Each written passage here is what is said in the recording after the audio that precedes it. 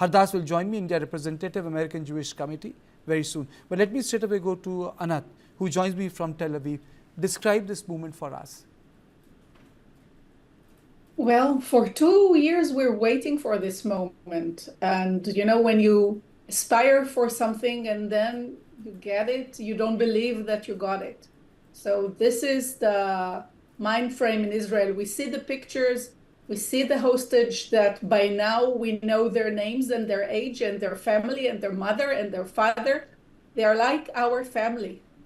And we see those pictures that you're seeing on the screen. A lot of joy, I would say. And the hostage square, the square in the center of Tel Aviv, that is the center for the court and the museum, turned into the hostage square, where the hostage family gather. And over the past 2 years, that was the place of calling the government to release the hostage and do whatever they can to release it. This square is for the past 3 days, full to its fullest content, for 24/7, and people are, now you show it on the screen, people are cheering on the streets, crying, dancing, waving the Israeli flag, and understanding that that's the end of two long years. And we truly hope that the 20 points pact of President Trump will continue, and we will go back to our normal life. I mean, I'm thinking it's a holiday now in Israel, and on Wednesday we are back to work, and I'm personally thinking, okay, so many things were halted for 2 years, and now that the hostage are back and hopefully the war is over, what's next for us? We never thought of what's next because we were so worried about the hostages. Hostages is a big thing in Israel, and not just the living ones that returned today, 20 of them, but also 28 which are dead and needs to be buried gracefully in Israel and bring closure to their families as well. The hostages that came back over those 2 years in few trenches couldn't carry on their lives. They couldn't do anything but wait and work to bring the remaining hostages. They had what we call the guilt of the survivor. They said, I'm released, but 20 of my brothers and sisters are still in Gaza. I cannot carry on my life without them. And this is closure for not just civilians like me, that none of my immediate family is there, but for the entire society of Israel.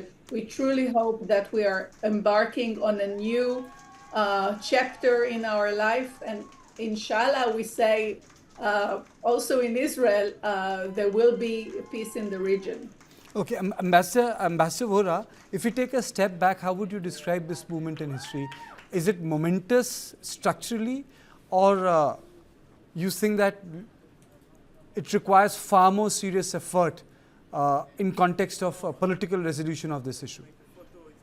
Well, first of all, thank you very much. Always a pleasure to be on your channel. I've just returned to the nation's capital.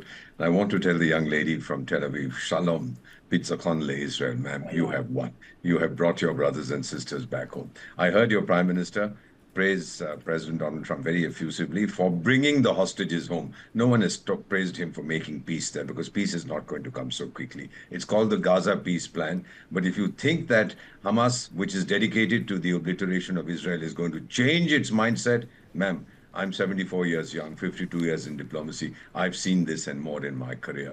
Lots of sweet talk, great agreements will be signed, not worth the paper on which they are written. What's going to happen to the Palestinians in Gaza? Sir, this is something very interesting. But now they're going to be put in an enclave inside Gaza, which will be surrounded on all sides by whatever. And a fellow called Tony Blair, I'm sure you've heard of him, quite a dubious British Prime Minister. He's going to be the Governor General of that little enclave where these fellows are going to live. I do not see peace coming, sir. I don't know how old you are, but I remember distinctly the Oslo peace process. The accords were signed between Yasser Arafat, Yitzhak Rabin, who was later assassinated, Shimon Peres, the foreign minister of Israel. They were signed. There was a lot of celebration. It took a year for the accords to unravel because there was no trust on either side. Extremism flourished. The Prime Minister of Israel was assassinated. Yasser Arafat told his chaps that I have signed this agreement because Al-Hudaybiyah, the accord signed between Prophet Muhammad and the hostile tribes of Mecca, was supposed to be for 10 years, but in 2 years, Muhammad, who had no intention of honoring that contract, he had conquered Mecca. So this kind of memory is still very strong. My own feelings, sir, we welcome this because the Oslo Accords were a dismal failure. We welcome this chance. We welcome the release of the hostages, but no one nor his grandmother is talking about peace.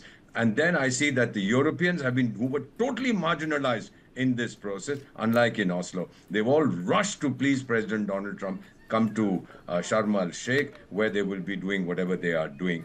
I don't know what the end result is going to be. I don't even know who's going to sign the peace deal if there is one. Hamas says we're not going to go. I don't think the Israeli Prime Minister is going. We have sent our Minister of State. So I don't really know what the result would be. I'm sorry, my heart wants peace because the Israelis have suffered so much. When the attack took place, ma'am, on your country, I was a Jew that day. We were totally with you. Our hearts went out to you. So what I would like to say here is that my heart says, let's hope that peace comes. My mind says it's not going to be that easy. There's no trust. Professor Swaran Singh, in your opening comments, I would like you to tackle this question. Our government has sent MOS. Any specific reason? Cabinet Minister has also not gone, where it's being attended by Erdogan and Macron and other people. We have sent an MOS. Can you decode that aspect? Because that's the India connect of the story.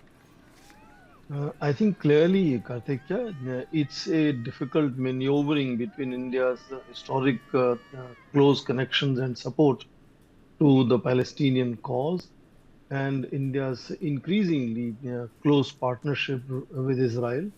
India has steered very carefully so far, and therefore it's a reflection of sustaining that kind of maneuverability by sending a junior minister by comparison to either the head of government or foreign minister himself being part of that Middle East summit meeting.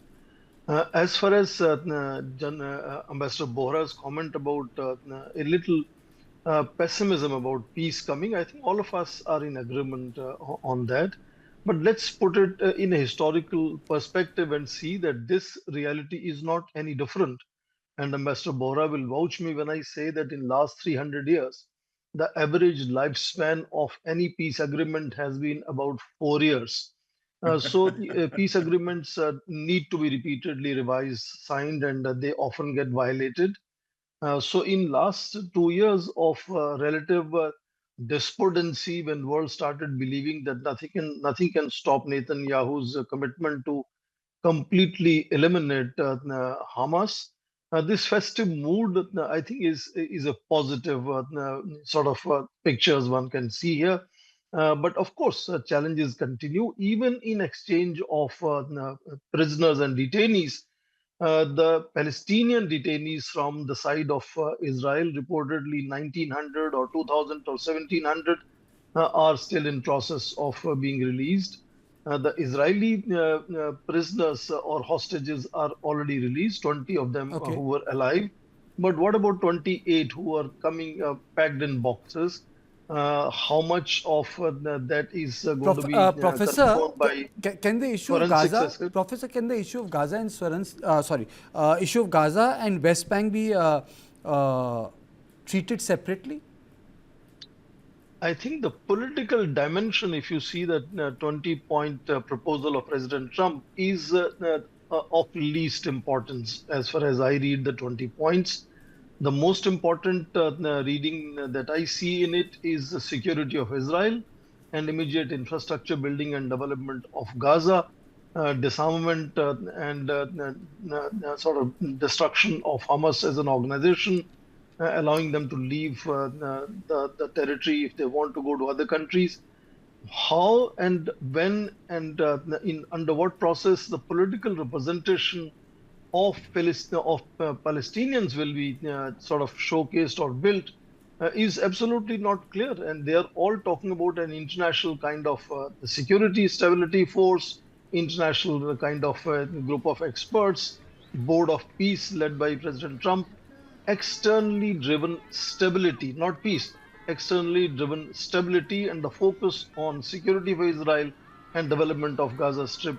That is the kind of focus in that sense. But I want to underline that this is not only first case of its kind where peace will have to be constant work in progress.